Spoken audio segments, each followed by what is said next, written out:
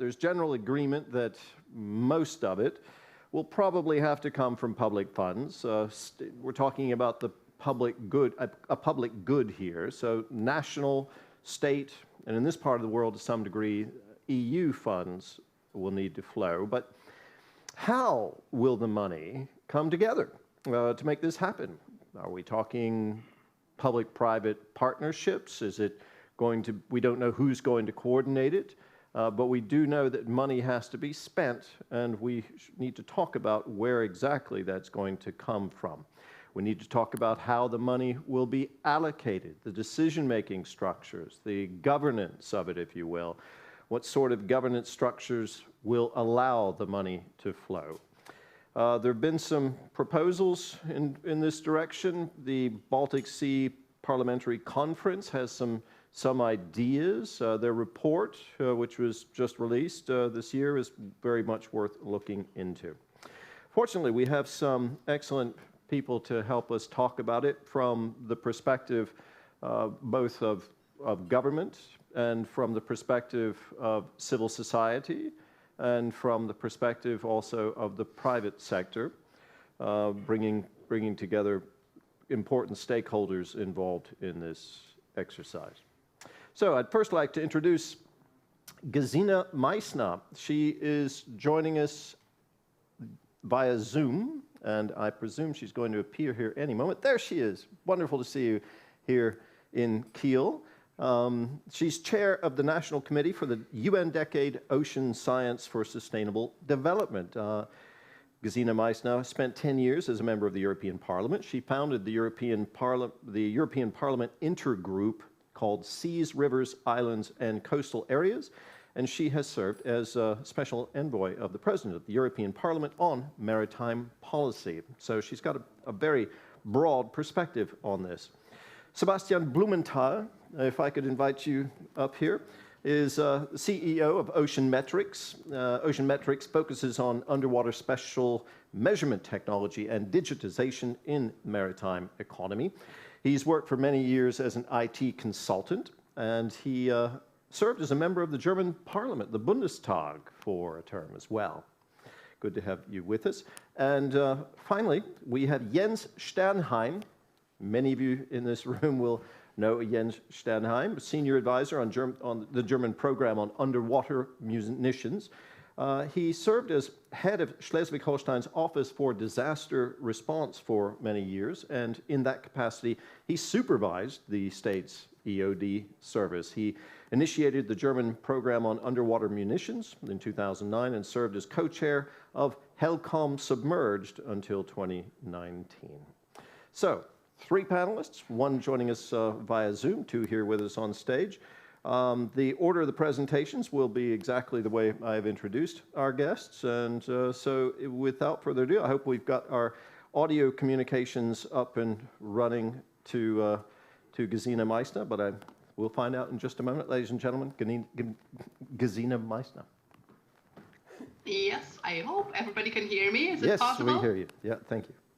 Okay, that's great. I hope that my video is fine because I have the feeling that the communication is not that stable. But anyway, I start. Well, thank you very much for inviting me. And actually, I'm going to speak as former politician and now chair of the UN National Committee for the Ocean Decade, and as well as part of the mission board of Healthy Ocean in the European Commission. I'm right now an advisor, so to say, for the European Commission. And that's why I have several ideas where the money could potentially come from. The first is the United Nations level. Well, as it already is to be seen in my background, we have the UN Decade Marine Research for Sustainable Development until 2030. It's already starting right now. All the countries of the world from the United Nations have signed it and are supporting it. It's no money in it. That's a difficult thing, but it's, of course, a plan to have things financed on international level because it's right now in building to have an alliance, so to say, of governments, of companies, of private financiers, of very important persons, for example, famous people who are ready to spend money for the ocean. And that's quite promising, I think, so that we will have a amount of money after a while, in the pot, so to say. On the national level, in our national committee, we are working on building a big network with different partners. It's not only private partners or NGOs, it's as well companies like, for example, Deutsche Bank or others. So we try to have many people with us who are really looking forward to participate on improving the ocean's quality in general. And that is an ongoing process as well. And for example, one very big social partner is Rotary. Rotary is absolutely eager to do something for sustainable development goals, and of course, as well for SDG 14, what is the health of the ocean? And now I can come to the aims of the UN Decade Ocean Science. That is, first, we want to have an ocean that is clean, first clean, then healthy and resilient, productive, predictive, safe, accessible, inspiring, and engaging. So 7 different aims. And I think the aim to get rid of the munition in the sea is absolutely fitting with those aims of the UN Decade. It's not only a problem for Baltic Sea and North Sea, it's as well for several other parts of the oceans in the world. And I just want to underline inspiring and engaging, because it's planned to have in this UN Decade as well a big involvement of people, to motivate people to know more about the ocean, to are longing to save the ocean in wherever it's necessary, and to be part of it. And that is all about the same direction of the mission Healthy Oceans of the European Commission. The European Commission has a new research program, Horizon Europe, and there they have missions created. Missions that mean we want not to have business as usual, but we want to have a big spot on something. And in this case, 5 different missions are in place. In this case, we want to have a big spot on healthy oceans. And that means we have an emotional name for our mission. It's Mission Starfish 2030. And so that means we have 5 different aims, like 5 different arms of the starfish. First, regenerating marine and freshwater ecosystems. Second, zero pollution. That, of course, is something that fits absolutely with munition. 3, filling the knowledge and emotional gap, again, involving people and trying to help us. 4th, decarbonizing oceans, seas, and waters. And 5th, revamping governance. That means we need a better international cooperation in order to have really a better status of the ocean everywhere. And there we do have financial resources. I'm just coming out of a mission board meeting this morning, and we of course talked about the money that's already in the pot, so to say, for the next 2 years. Actually, up to now, we are financing this from the European side, lighthouses, and in the lighthouse, not right now. Now I'm gone. I'm still there. Can you hear me? We do hear you, yes. Okay, then but you don't see me anymore, huh? You and hear you just fine. We sure do, Gesine Meißner. Okay, I just continue by I don't know why the video is gone, but anyway. We have financial resources. It's not yet planned to have something especially on munition clearance, but I pointed out several times, and some of my colleagues on the board as well, this is really an issue that has to be taken care of in the next following years. And so I'm quite optimistic there will be some money available. Another thing on the European level is that we have the recovery package from the European Commission. That means we want to finance a sustainable economy for after the pandemic. And that means we point out all the problems we have, for example, in the oceans, and try to find solutions and finances for these solutions. And the third thing on the European level is the European Investment Bank, whom I'm in very good contact with, who really tries to be an environmental bank that acts globally and now especially on ocean issues as well. And the last thing I want to underline before I try to have my video back is the politician level regarding the parliaments. I think that is really very important because, for example, in the European Parliament, as you mentioned, this cross group Syrica, which I founded, when parliamentarians are are engaged in something, they can achieve a lot. And it's very important to underline what can be done by, in this case, the European Commission, or in the case of the German Bundestag, for example, by the next government that will be elected soon. Because in the Bundestag, we have a group of marine interested members, parliamentarians right now.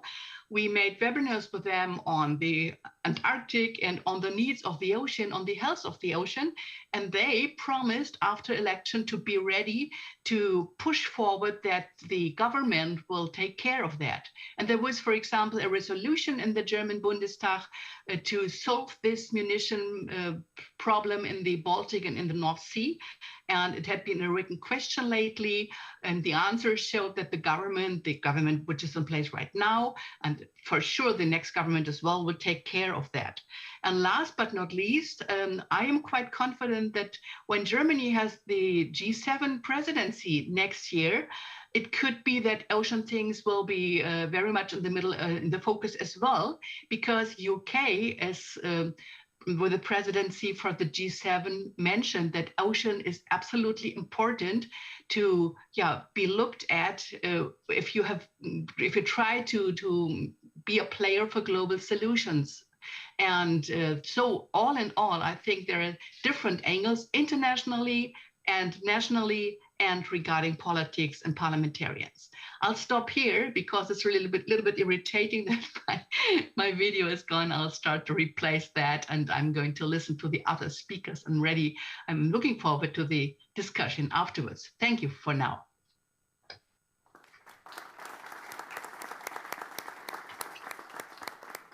Thank you very much, Gesine Meißner. Let's hop straight to Sebastian Blumenthal, and after that we'll hear from Jens Sternheim. Yeah, thanks, Terry. First, take a look. Is the presentation available? Yeah.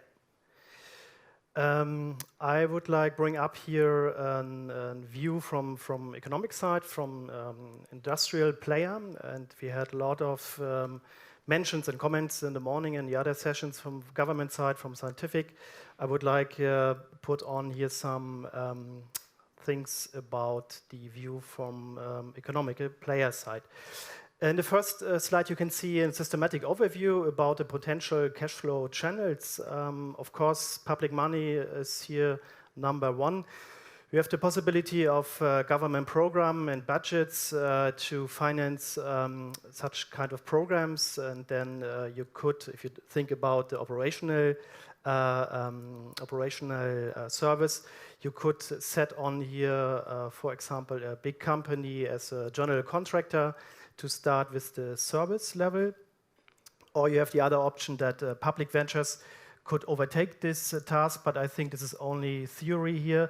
Of course, we have the GmbH here in Germany, but if we speak about such a big project as we are confronted here, of course, only with public ventures, it's not handleable.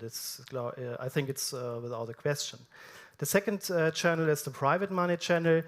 Here we have models like crowdfunding and donations. To bring up some examples here, we have Greenpeace or the NABU in Germany, the World Wildlife Forum. They are specific methods to generate crowdfunding money from the public side. Or you have another option, this is the patron donation. We can see it very often in cultural life or in sports. Or in healthcare, if you think about the foundation from Melinda and Bill Gates for healthcare issue, this is another option in theory. The third one is the corporate invest. Here we have examples like in these days today for strategic invest in product ideas. We know this example from e-mobility. This is a strategic invest from Tesla or from Elon Musk and Tesla.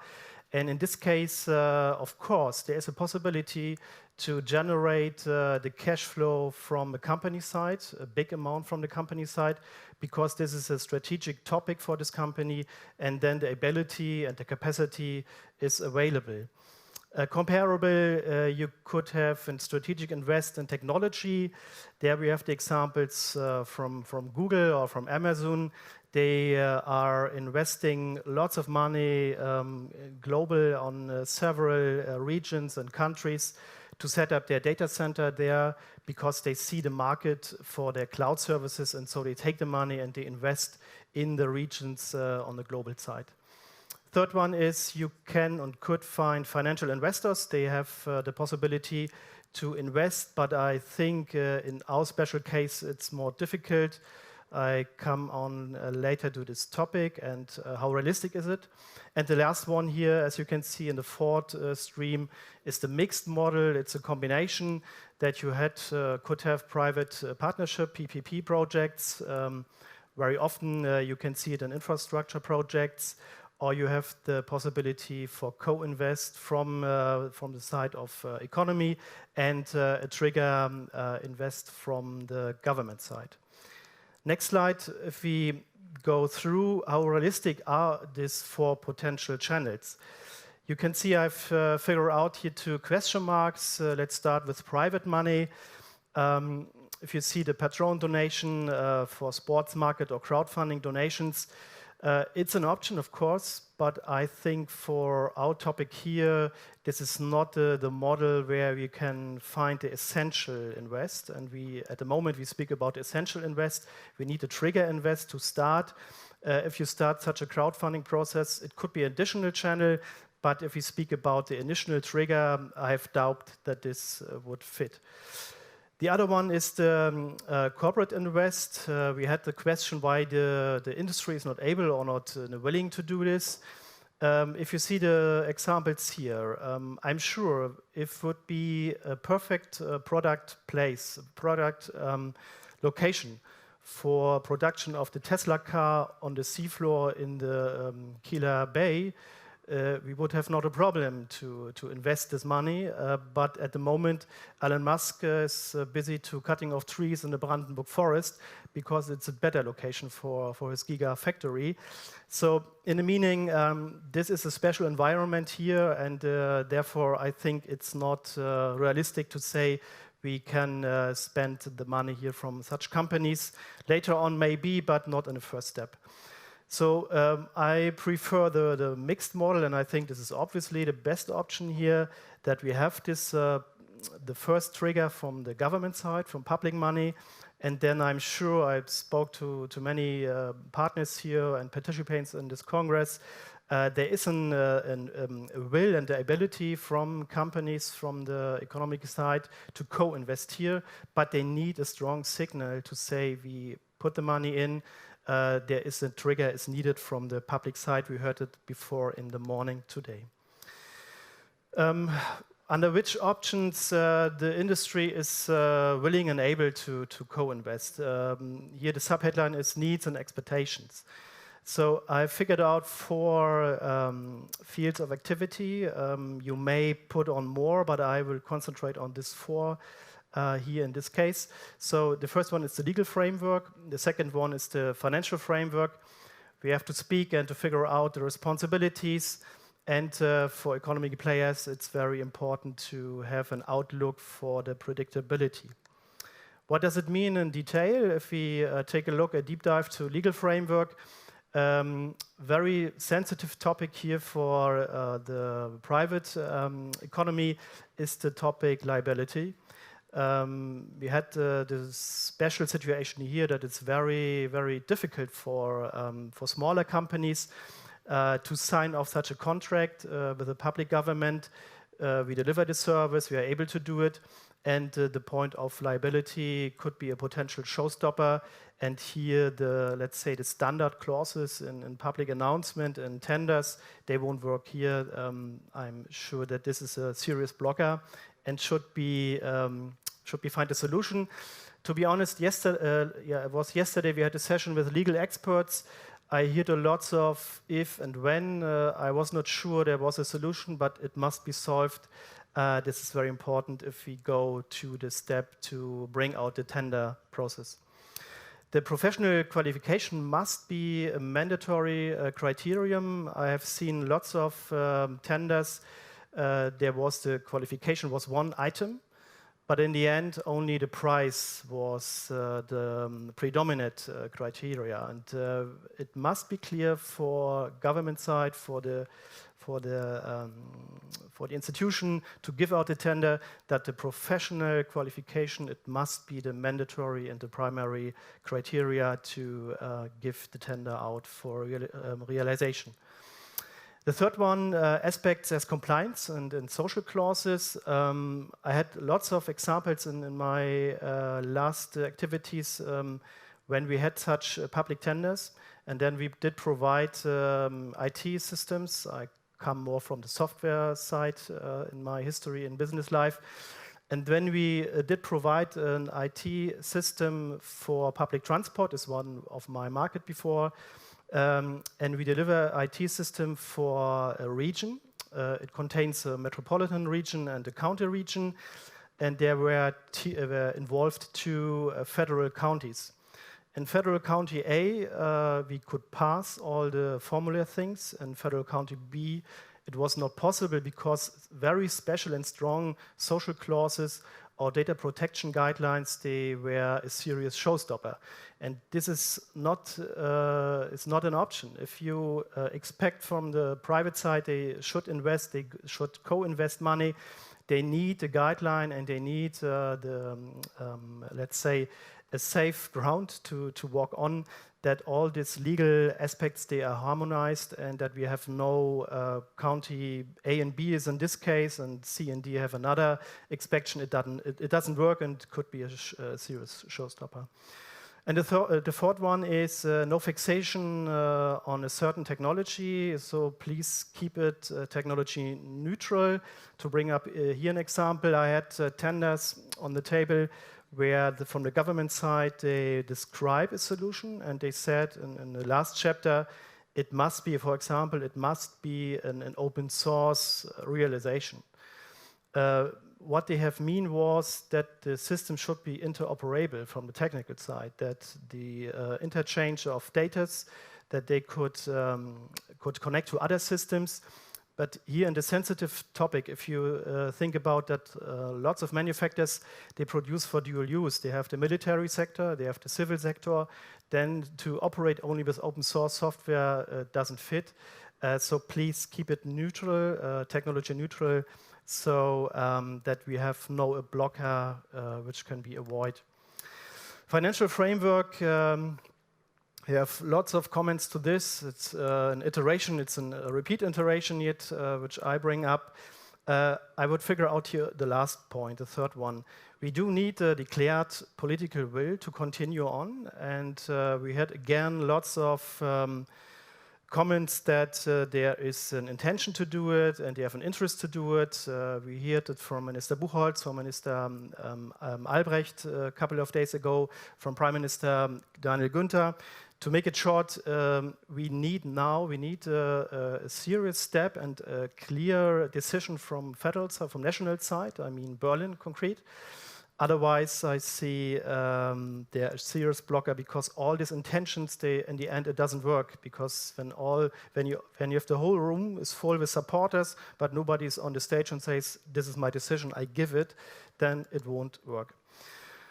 Last one, or before the last one, responsibilities. Very interesting and very, let's say, very necessary for the players here in the economy side. Clear responsibilities. At the moment, for lots of companies, it's not really clear. Is it a Minister of Economy? Is it for Environment? Is it Berlin? Is it Kiel? Is it Schwerin? So this must be clarified. And here again, I see the Bund, the federal level, the Bund is in the lead position to take the decision, to overtake the central coordination, and then add it with all the expertise from the federal counties, scientific, from the Navy, from the economy, and so on. Someone at the state level need to make this first step. I repeat this point again, and we need this documented, manifested will that it will be happen. At the moment, we are before the new elections, and all the parties, they are very interesting to give some outlooks, but in the end, someone must make this decision, and this is prime time and high time for this. Predictability, the last one here. Of course, it's not only the immediate program here with 100 million we had in this morning. I see more the long term. If you want to invest in products, in personnel, in your stuff, in your staffing, maybe you would open a new location for your company in a special region. You need a long-term predictability, and I mean this topic is so huge, and we have a huge challenge here to realize. It's only a long-term planning, from my point of view, which is able to fix it and to make it in an operable sense. Last one here, changes in legal framework. They should be considered the investment security for all the economic players. If we have in 4 years later again new elections, and then the guideline would be changing and so on. I've seen it in other aspects. It won't work again. So please make sure and ensure that the legal framework, the financial framework, is on the long term, and that we don't discuss in 4 years again. Not the Bund, it's more the coast countries they should overtake. Now we need the decision, and this one should be able to lead in the future, that we have the insurement of the planning for the economy side. So thank you for the moment. Looking forward for the discussion, and we'll take over to Jens. Thank you.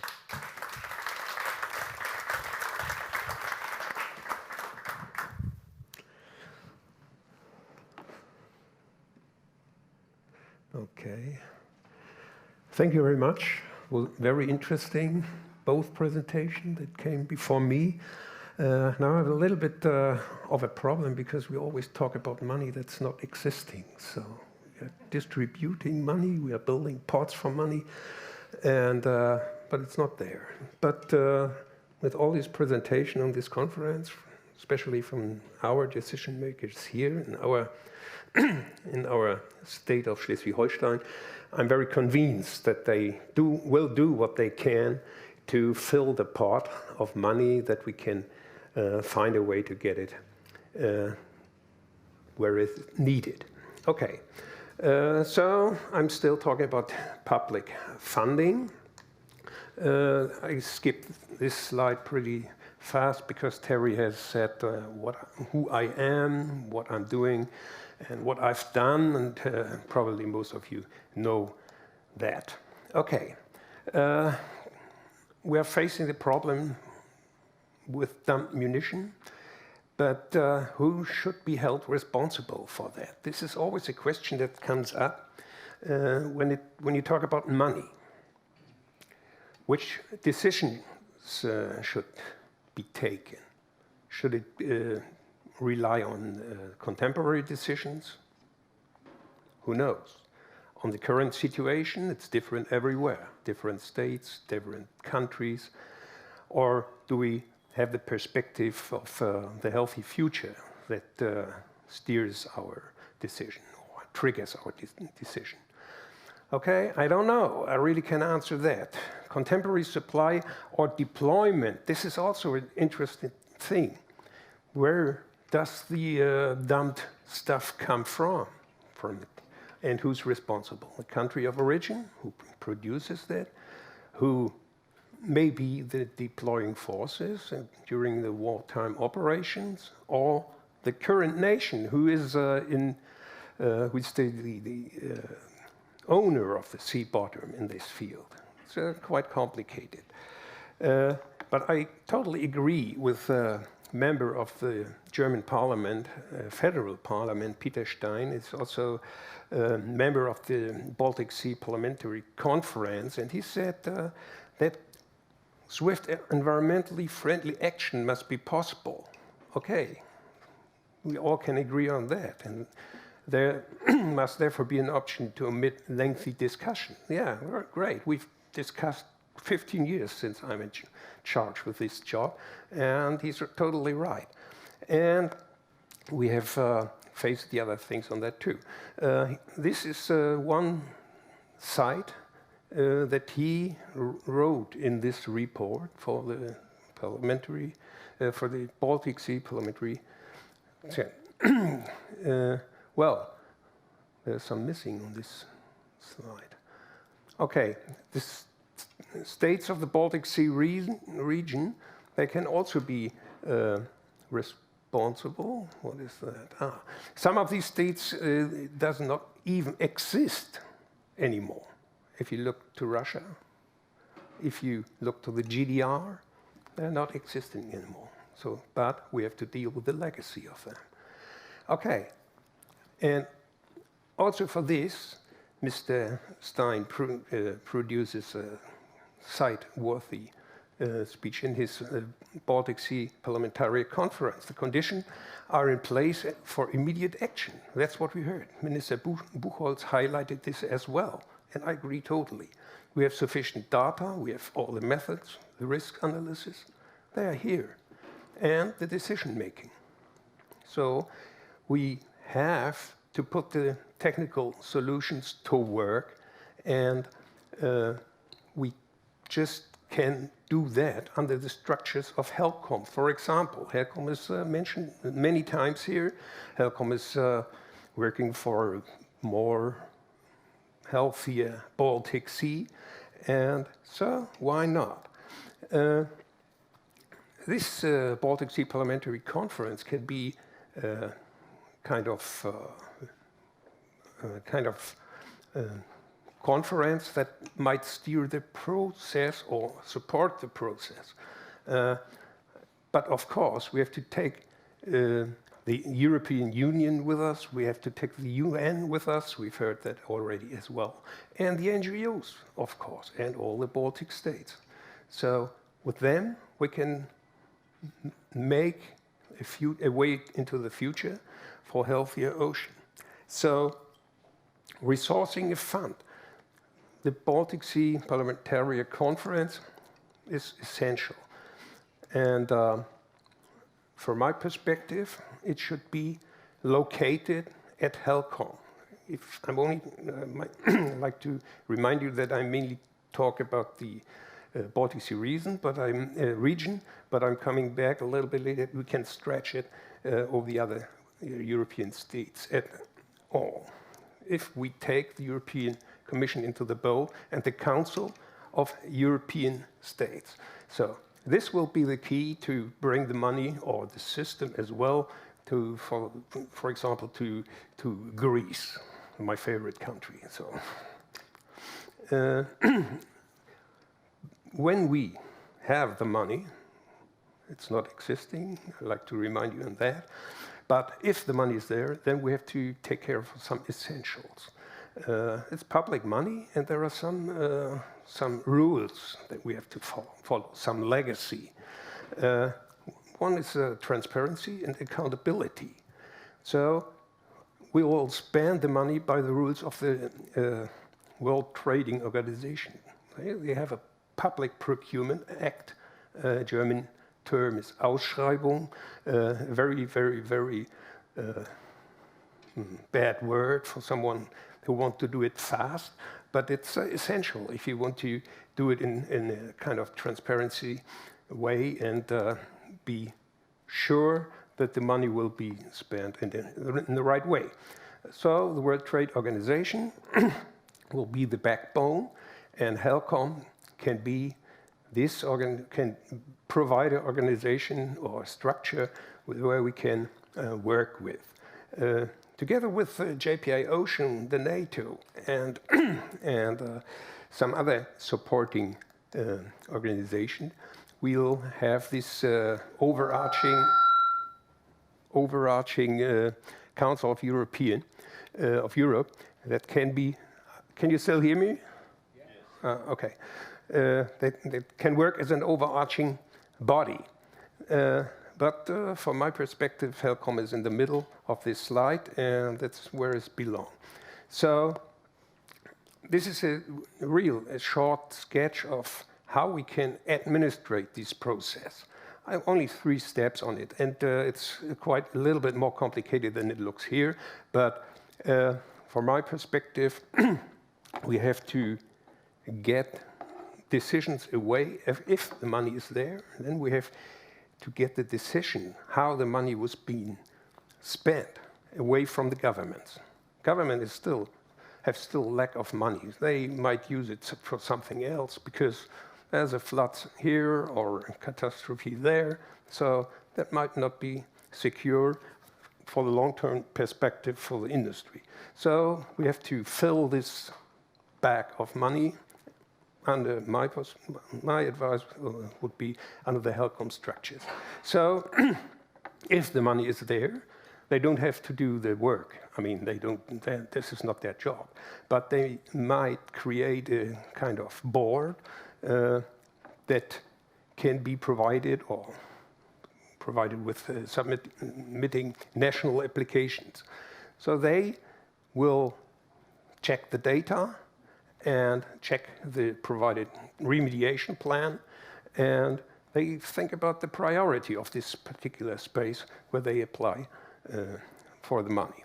And the process of application could be structured within the HELCOM with a kind of advisory board or something like this, however you call it, but it must be expert that have access to all the data, maybe from the knowledge hub. We talked about that in a little bit earlier today.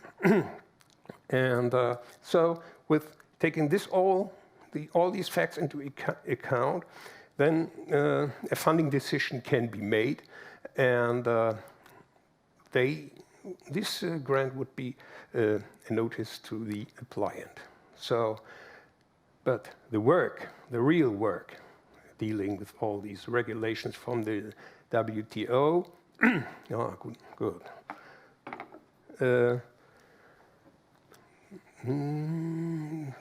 Will be done by national authorities, ministry, or for example, for us here, Wasser- und Schifffahrtsverwaltung, and so on, so on, so on. They have the expert to do the process of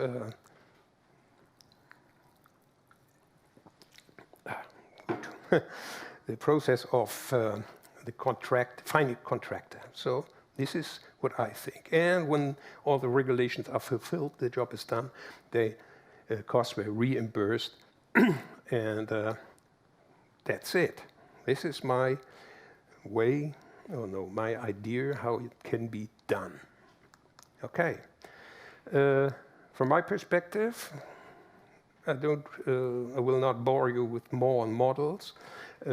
We just want to remind you that we're dealing with money that is not existing. So, but I also like to thank all of you to be here.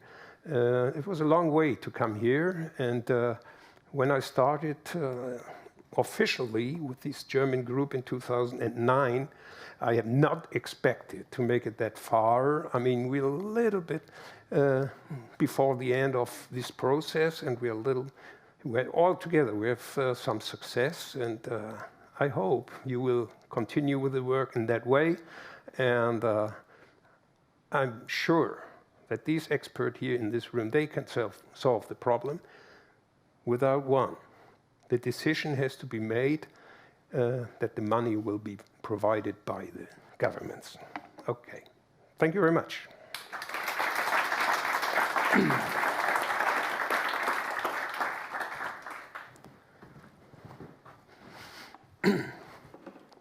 Well, thank you very much to all of you.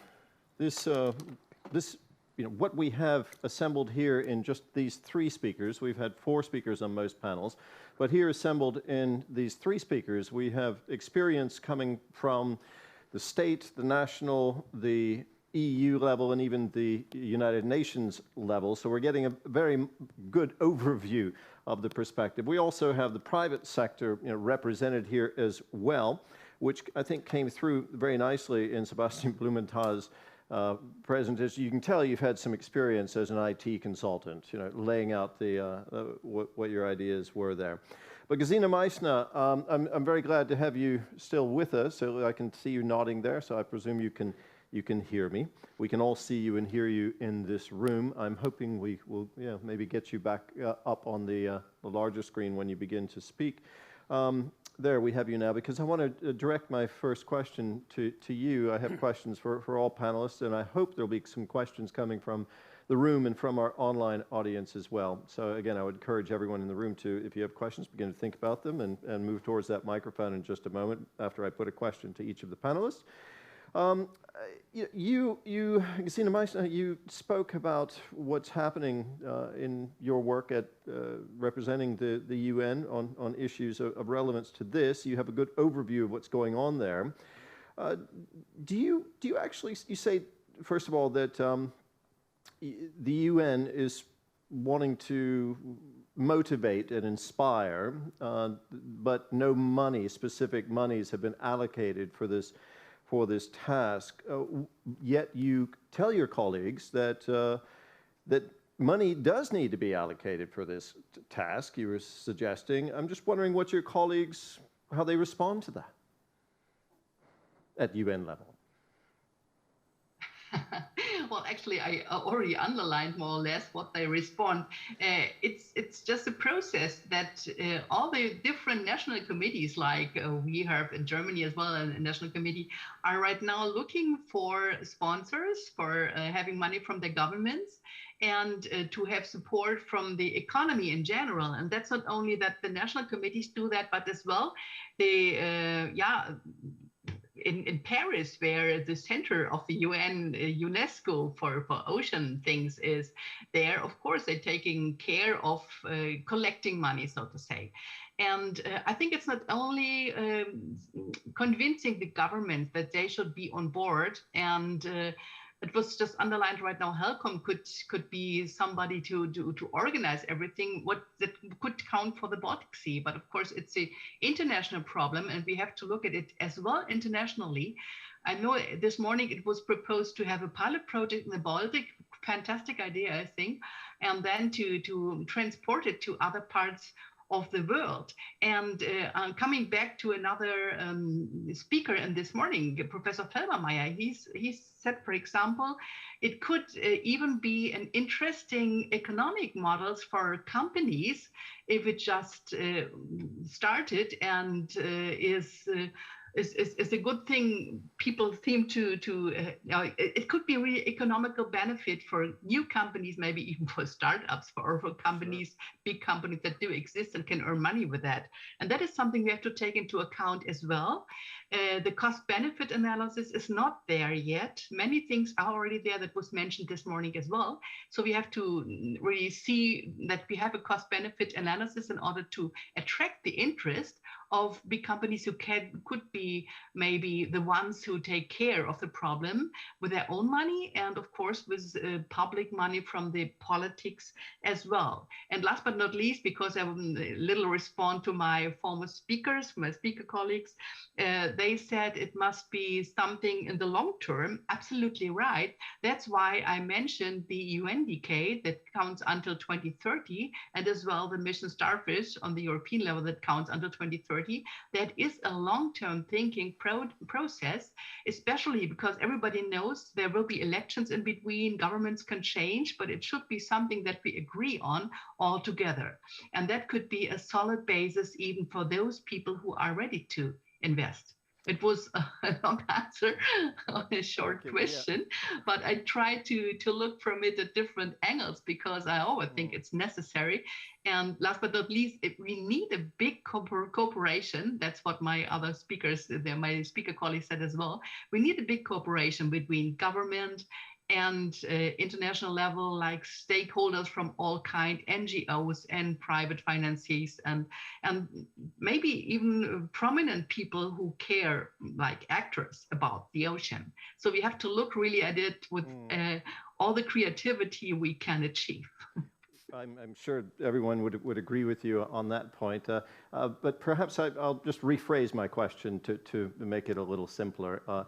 Do you see money coming for munitions clearance from the UN? It's kind of a, yes or no, and I mean, if so, how much? Not. Explicitly, not yet, Okay. because, as I said, it's a collection process, and munition as a problem was not as the only one declared. There are several problems, and first they try to have money, and then to react to the cause. There are calls for actions done by different institutions, universities, countries, and they bring already money with them. They bring finances with them. But in between that, up to now, there had been nothing about munition. But I'm sure it will come. Okay. All right. Thank you very much for now. I appreciate your giving a direct answer to that. Which is, I realize, a complex question. Anything within the UN, it becomes a complex issue indeed.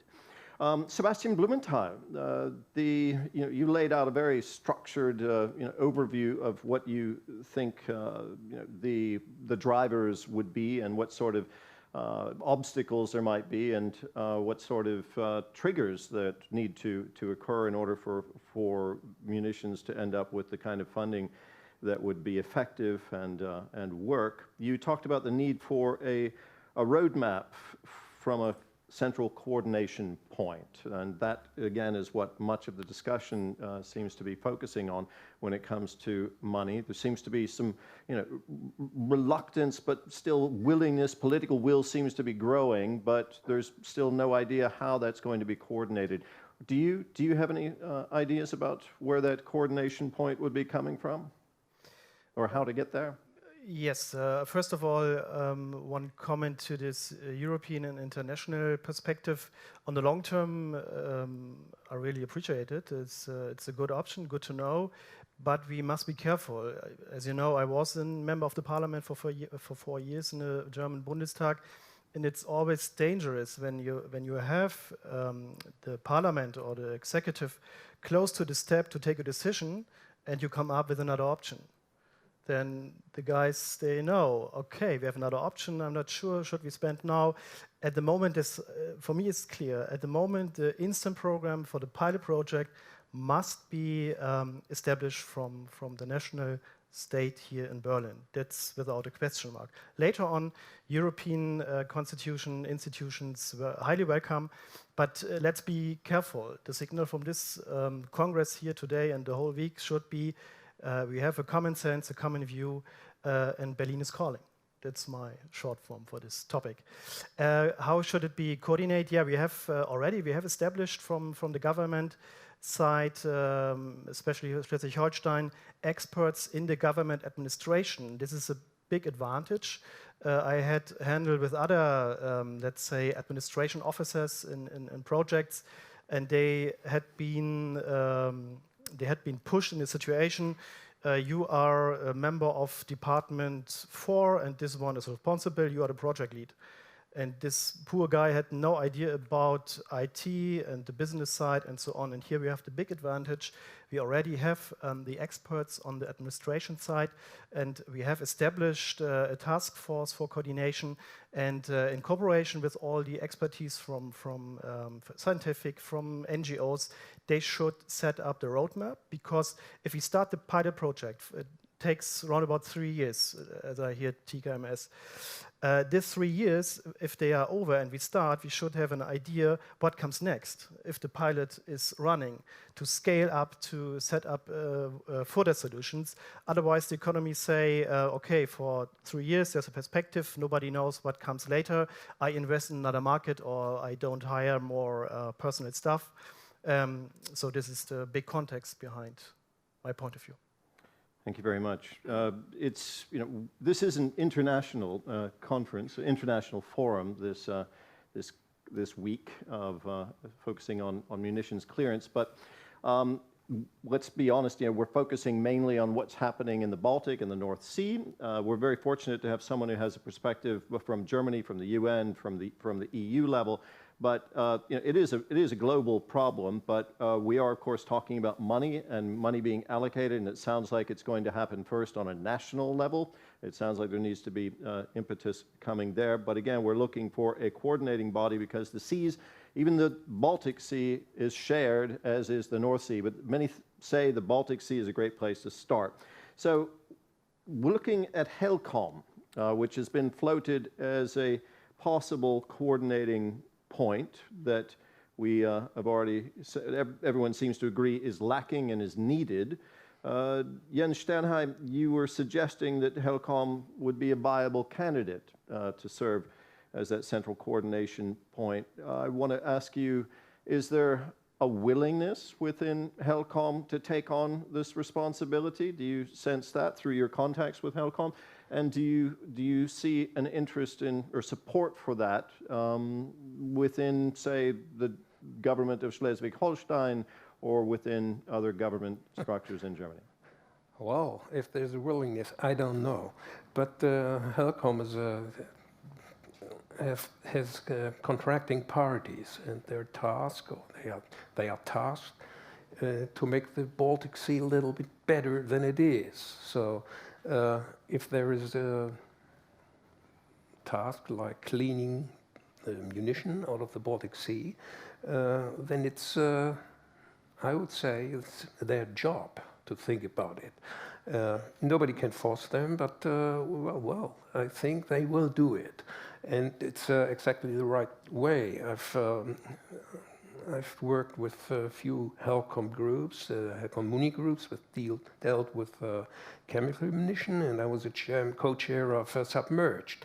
And it was easy to recognize that there are some states that are eager to contribute in this concert of cleaning, and other states are more reluctant. But if the 60th conference of states coming up next month, I guess, agrees on this thematic thing to clean the munition, or to start, for example, with a cataster or something like this. That's what I always try to start with.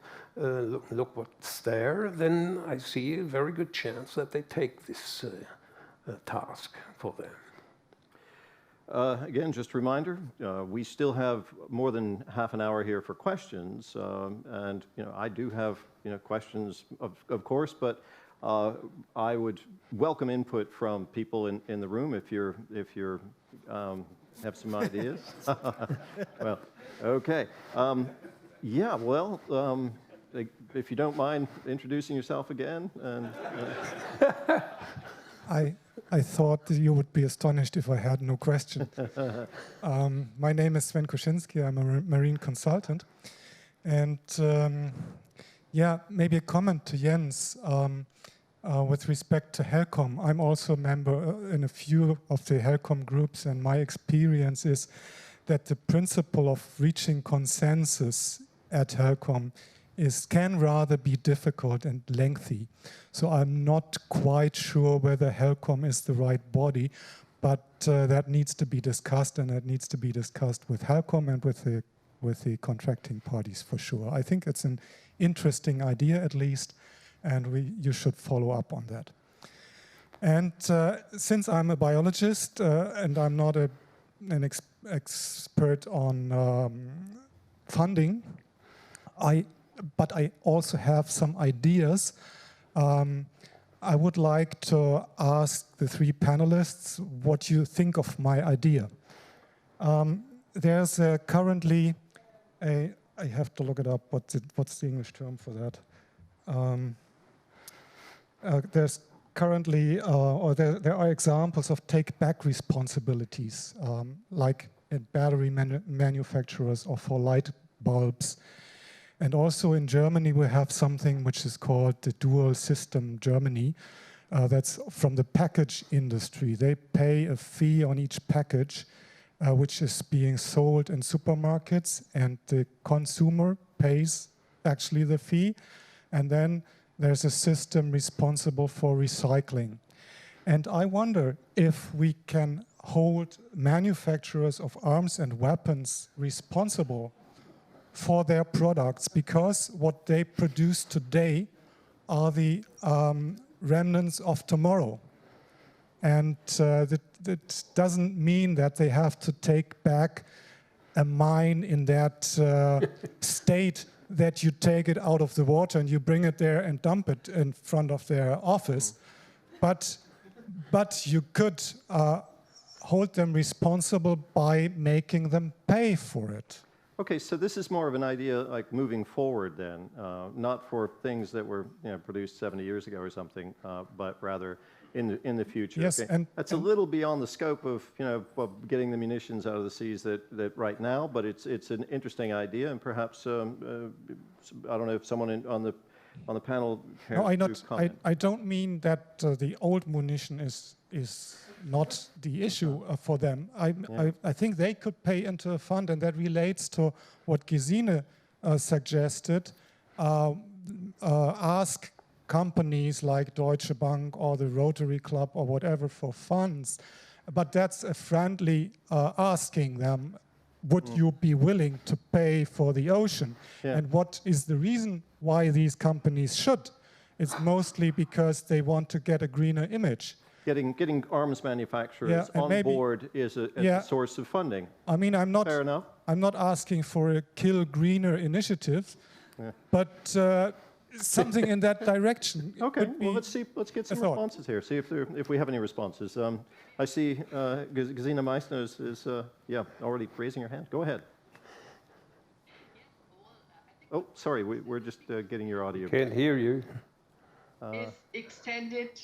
Okay, we hear you now. You cannot hear me? Yes, you can hear me, huh? We hear you now, yes. Extended producer responsibility. That's something that was discussed, for example, for the legislation for single-use plastic in the European Parliament. But I think it really doesn't count here, because they will probably say the munition in the Baltic is not what I produced right now. I don't want to just take this idea away. I think we need a lot of ideas. For me, the most important thing is to make munition in the Baltic, in the North Sea, everywhere, a topic that really motivates people to do something. Not only companies or governments, but as well society, because I'm absolutely convinced, as former politician, if the society thinks something has to be solved, like Greta Thunberg raised now the finger to the climate crisis, then there will be a movement, and finally there will be money. That maybe sounds a little bit idealistic, but I'm absolutely sure that's the way it works. And that's why I think all ideas should be on the table. And now, just a short remark, because Helcom was proposed as coordinating I'm missing a word. Coordinating system. Maybe JPI Ocean could be as well, maybe still better, because they are as well dealing with the North Sea.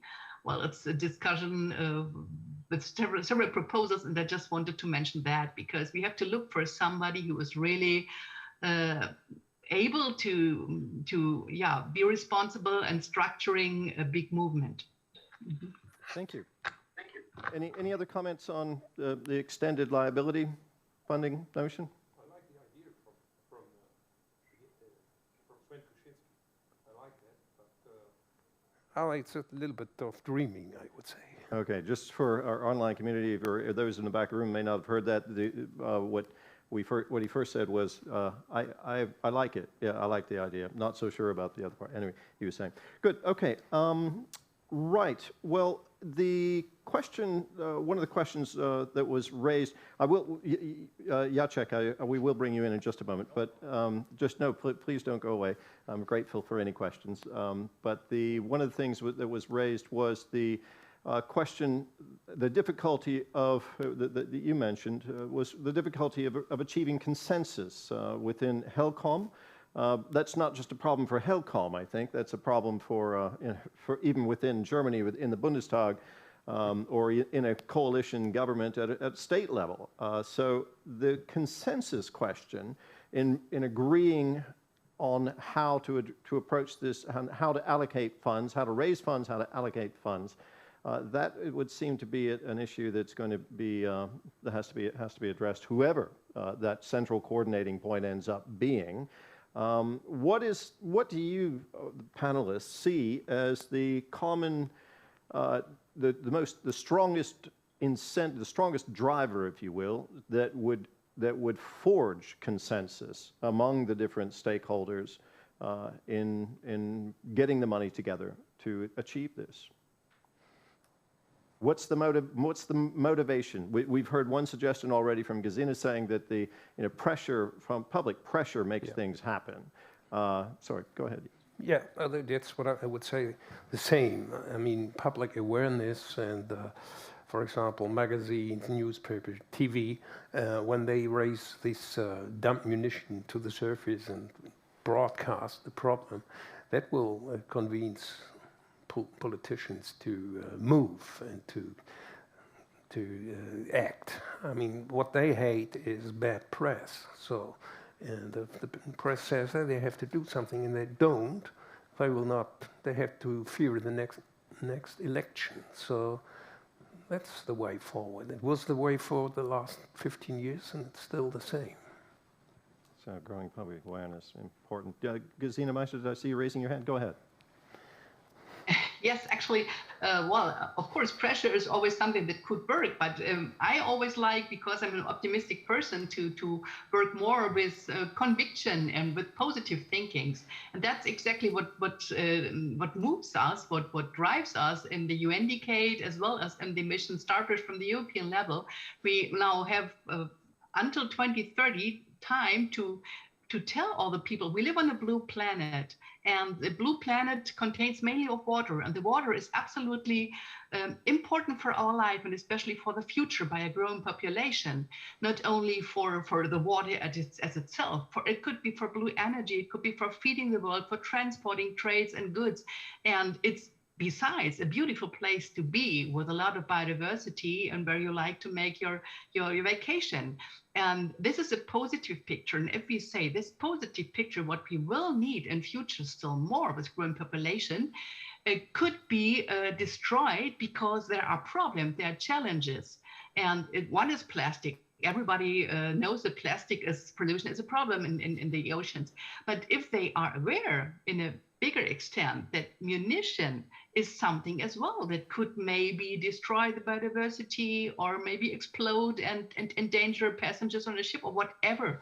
So that's, again, is a little bit a negative scenario, but I think if you try to see, to convince everybody, politicians and society, oceans is something we really do need and should care of.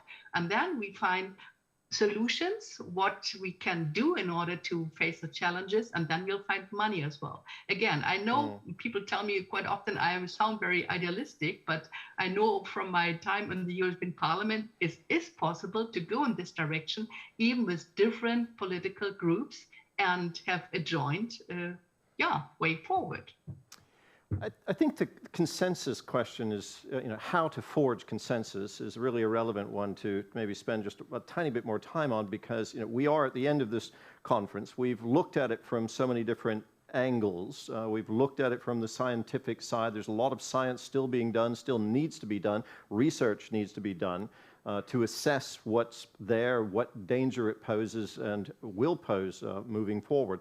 But we've talked about it from different government perspectives, environmental perspectives. We've looked at it from an economic perspective, from a technical perspective for identification and remediation. But forging that consensus on how to move forward and with what money is still hanging in the air.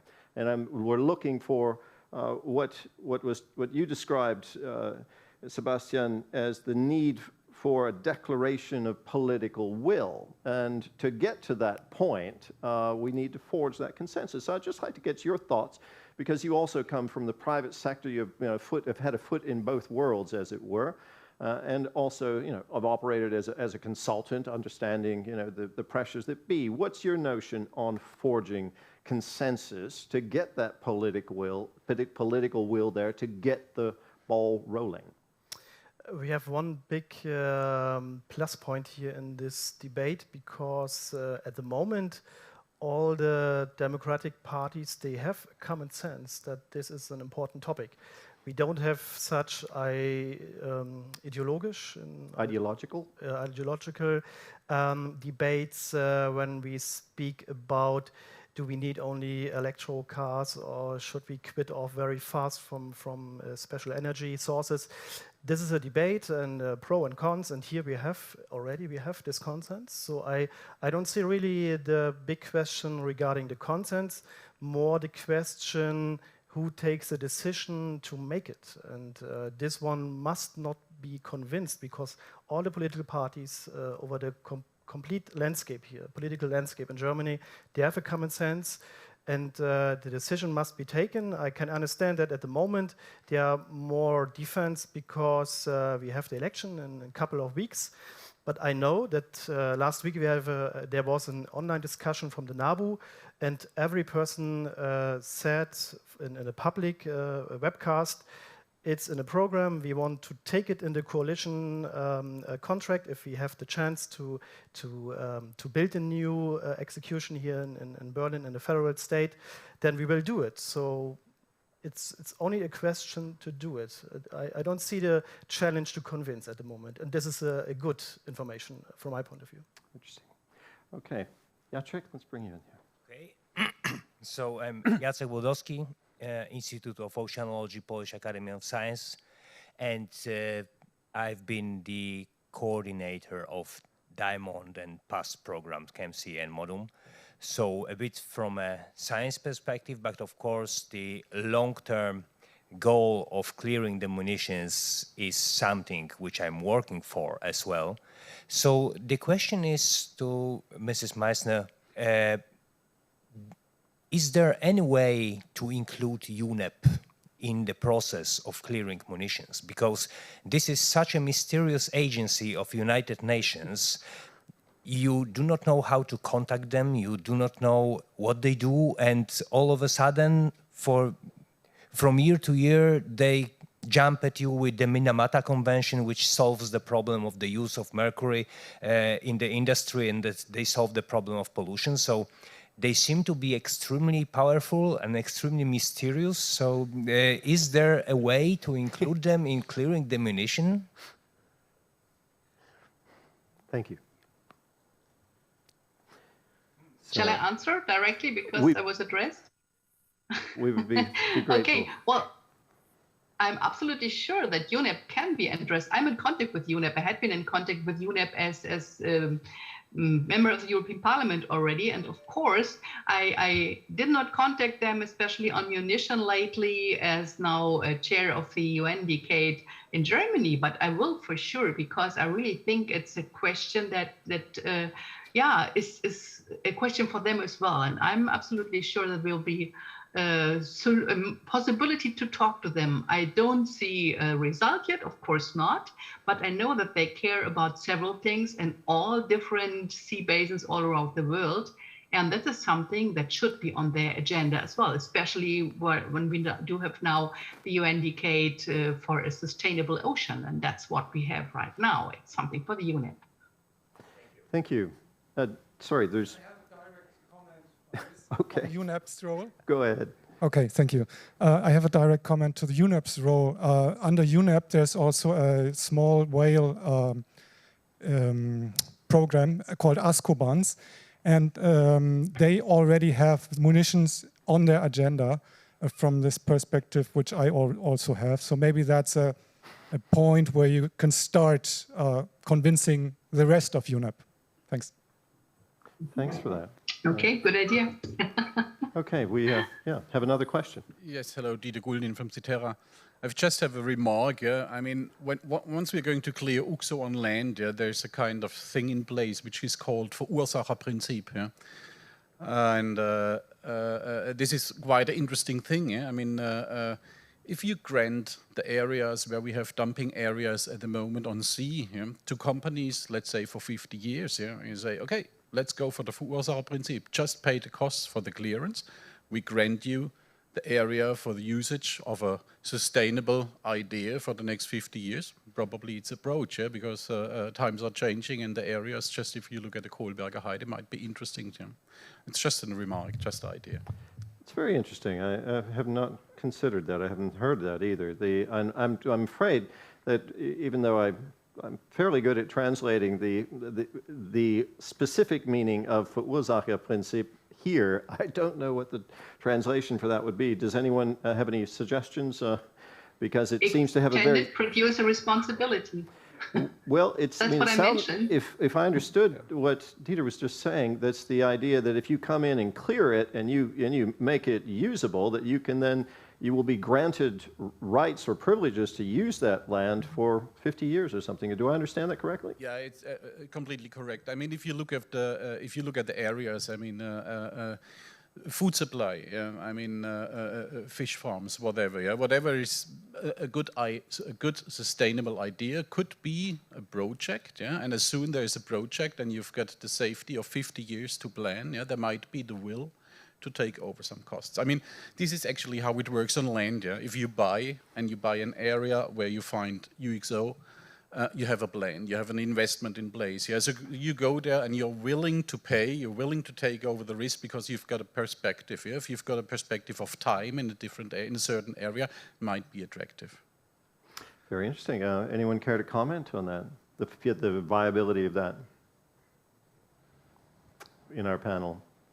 Jens, anything? No? Oh, this munition claim, I mean, I would say, sounds interesting to me, but still there are probably legal problems with that, because the usage of the sea floor is regulated by different laws, and even in this case, it's close to the shipping line, and so it will not be so easy, I guess, but the idea is interesting, I think so.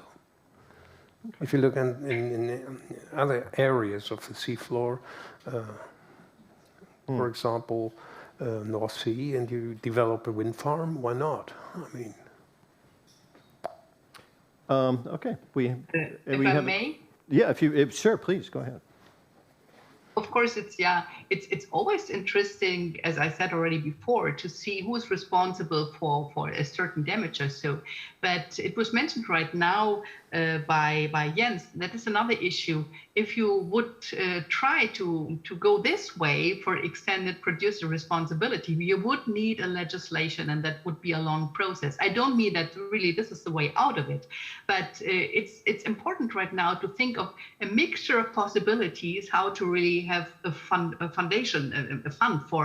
for the munition clearance, and that's what our object should be right now. And then to look for all the partners worldwide who are dealing with the same thing, be it UNIP, be it, for example, Norwegians or Italians, who are very much concentrating on this topic. I know that because I had contact with those researchers from NTNU in Norway and from Sicily, for example. So many players already in place, and you have to connect them, and then really to see who is interested in joining funding solutions. And there will be, for sure, as I said, maybe even prominent people. Thank you. We have another question. Yes, hello. My name is Alfred Krimmendorf. I'm the chairman of the National Information Center for Chemical Munitions. This is a quite difficult problem with the responsibility, because we had this discussion in Germany for a very long time. Who should pay for munition clearance for the old munition? In the past, it was mainly focused on special types of munition like the chemical munition. Finally, they could not find a solution for the responsibility, because the producer's liability or responsibility will not fit to discuss this, because the producers always will say it was never intended to have a sea dumping of our munition. It was produced for the government to use it somewhere in war or store it or whatever. It was never intended used to dump it in the sea. The question is, who dumped it in the sea? Who was responsible for the sea dumping? Was it done by, for example, the German government? Was it done by the Allies? Which type of munition was dumped? Was it German munition? Was it Allied munition? If you open this discussion, who should take over the responsibility for this, several problems will come up within this discussion. So if we speak about the national responsibilities, for example, for the sea dumped munition and who should pay for, then there's probably all the discussion what's with the dumped munition on land, which is owned, for example, by Germany. If we speak about all these conventional and chemical munition, which is still existing in France or Belgium, which is brought there in wartime by the Germans. So this is a very complex problem to name the responsibility for this. And to give you an indication of the cost, for example, so my company is active as a consultant for the Japanese government since 1994 in their own program for destruction of their old chemical munitions. So they opened their program in 1994, starting with 6.4 billion US dollars. They have used the money until 2000. They're working still on this because it's a little bit more easy than the seed dump munition, because the chemical munition is stored at land. Okay, it's in China, so the relations between Japan and China are still complicated. But until now, they have not started the industrial destruction of the chemical munition. Until 2 years ago, they were in the phase of the technology selection. So meanwhile, they spent 25 billion or something like this, and still waiting for bringing the destruction into an industrial process, and it will approximately take 30 years more to give you still a time schedule for such things. Thank you. Thank you very much. Yeah, we've heard some rather shocking predictions about how long it would take to actually clear the oceans of dangerous munitions and chemical warfare agents. If we started tomorrow, it still could be a very costly and time-consuming thing. But again, there's a matter of prioritization and then starting and getting started and getting it done within the limited time horizon available for this, apparently. You wanted to make a comment? Yeah, a comment on this was Mr. Krippendorf said. Of course, I know him, I know his company, and I was just, I would like to suggest not to operate with these big numbers of billions of euro and so on, so on, so on. That will scare the decision makers. In our projects, we took care that we find tools to prioritize where to start. That's one thing, and which munition might be, or which place should be cleaned first. We don't have to start everywhere. So we don't need the money now.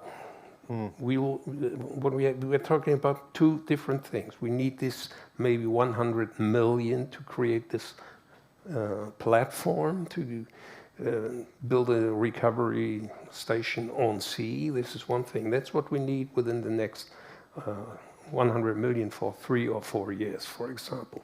But in that time, when we build this platform, and this should be on the table very fast.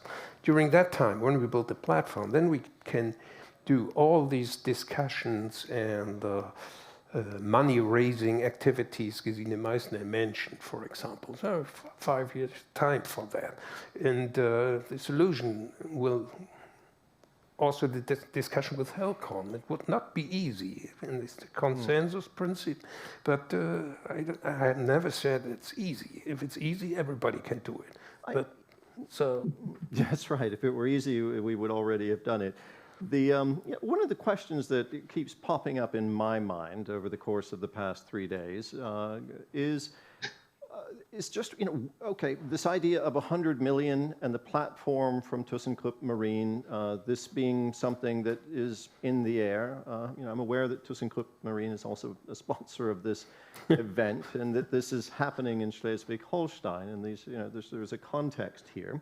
But in terms of, how much money, for what purpose, to get a pilot going, there's a lot of concentration on this platform, which may turn out to be a wonderful thing, and maybe 100 of them will be built, and the problem will be solved. But there are other approaches to where to put the money, how much money is needed, and there are companies that already exist. We've seen a couple of them here who are already getting munitions out of the sea. So I'm just wondering about, in terms of money and how to focus it and where it's supposed to come from in terms of funding options. The public-private partnerships were mentioned as an option if there was some sort of political will, a signal. Do we need to maybe think in broader terms about about where that money should be focused?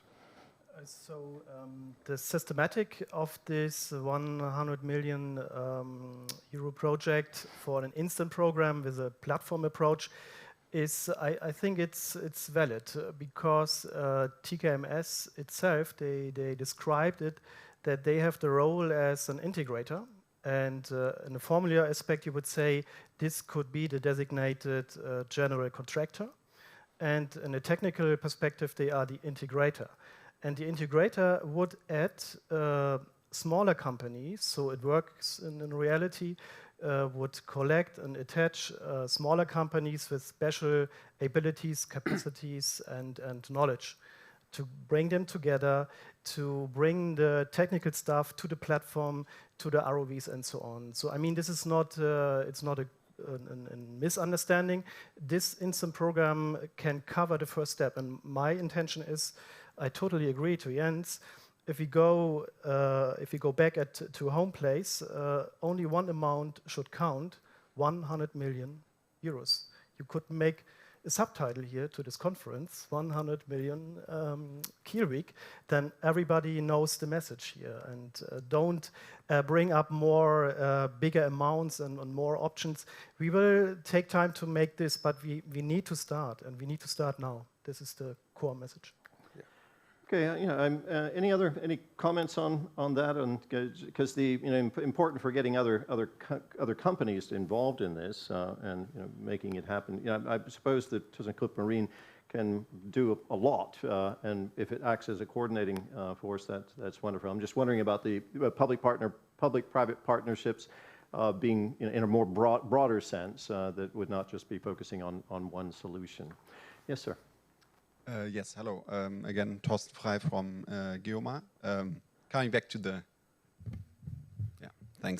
coming back to the 100 million euro question. At least when I followed this debate in the Umweltausschuss of the Bundestag, I was always under the impression that this is money for quite a number of things. Establish critical technology, do scientific accompanying of clearance, do a clearance pilot project, and maybe also build a platform, or definitely build a platform, or some sort of improved way of getting rid of the munitions after it's cleared. So, and now it sounds very often like we're going to take all the money to build the platform.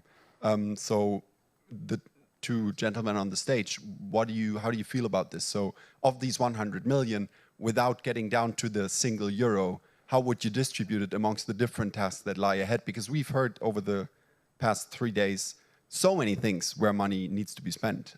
So where would you, in addition to the platform, also like to spend the money that is hopefully going to appear next year or something? Yeah.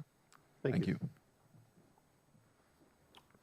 Yeah, the business case or the technical case here is you have the platform, and you will need the vehicles, underwater vehicles, and the vehicles must be stuffed with special instruments. And for me, it's for sure that you will need an environment monitoring to detect the impact of these activities underwater. And for me, this is included. I cannot say, is it now 1.5, it's not a point, I understand. But in my understanding, this is, let's say, kind of label, 100 million, to make it visible. And if in a deep dive, you will have the systematic, as I described before, with the integrator, the general contractor, TKMS, and you will need acoustic, video, laser, sensoric technology, data analytics. Jan mentioned this before. This is included. Is 100 million enough? I don't know, but it's more than zero, and we can start. Yeah. Good. So we're reaching the end here, but we seem to have a question from the online audience. Yes. The online community suggests, and it's a question to Ms. Gesine Meißner, wouldn't make a big impression on politics and their readiness to act faster if all the experts of this Kiel Munition Clearance Week would come up with a joint memo signed by everyone who would be deemed an expert? Okay, absolutely.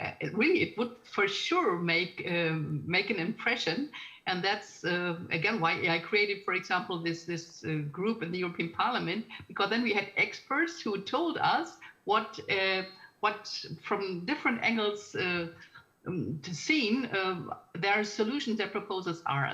Of course, a memo from the experts would be perfect. I think it would be welcomed by the Deutschen Bundestag as well as by the European Parliament. And so, good idea.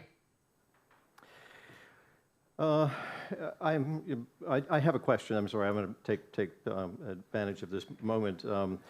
Regarding also to Gesine Meißner, regarding the Bundestag resolution that you referred to, the Bundestag did have a hearing. People who were participating in this conference also helped to participated in the briefing to the Bundestag on that. The resolution, I've also read through that.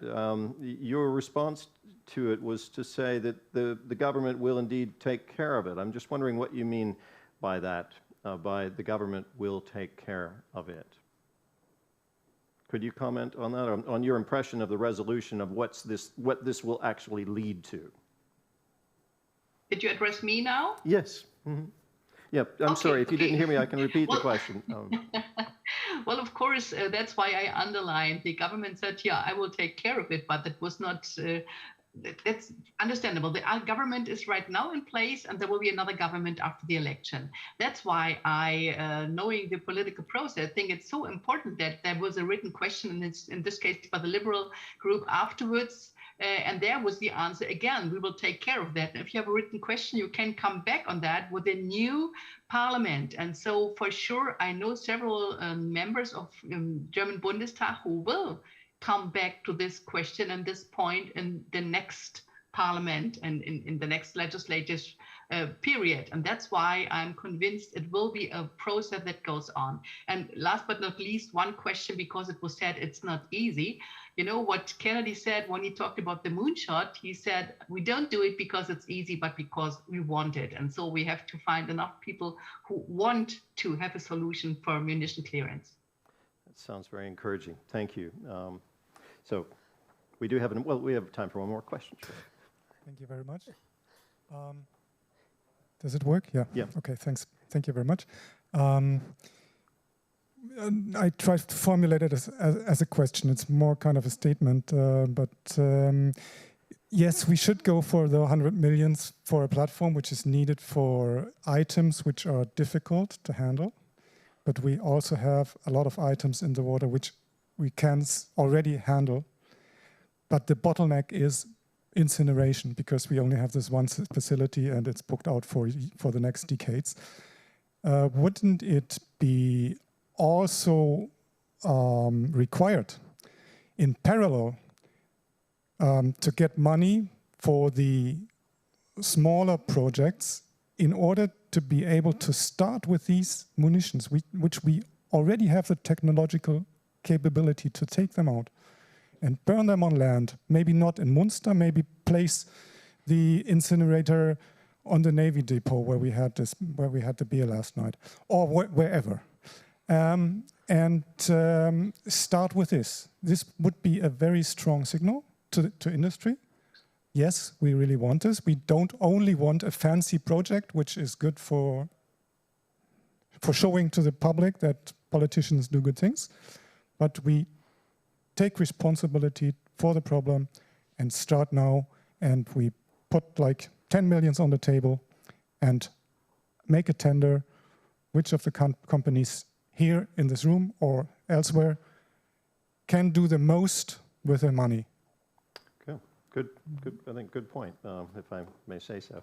Oh, anyway, we only have a minute left. Any comments from our panelists? Very quickly, last word, if you wish.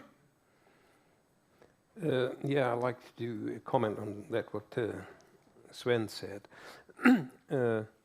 That's what you propose is what the EOD teams from the coastal states already do. That's their job. They clean when munition appears by incidents or whatever, and they clear it, and their capacity is limited. That's true. We can strengthen the budgets, and then we can do more, but they are doing that already. But I'm looking on a little bit bigger solution, and this 100 million, if you stuck by this number, will be a strong and serious signal from the federal government that they are really, really behind this idea. So and that would be a good thing.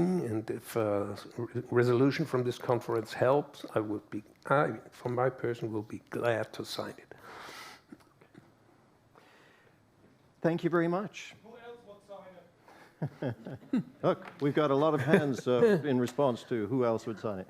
Okay, well that's ending on a very, very encouraging note, I would say. That's marvelous. I want to thank our three speakers today. I'm not sure where you've joined us from, Gesine Meißner. Where are you, by the way? I'm right now nearby Hanover, and I didn't go to Kiel because I have several maritime conferences today virtually, sure. And so that would best do it from home. I'm home. Okay. I'm not in the water.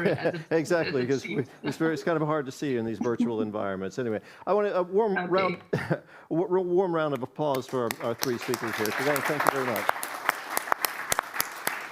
Thank you. Thank you, gentlemen. Thank you, Gesine.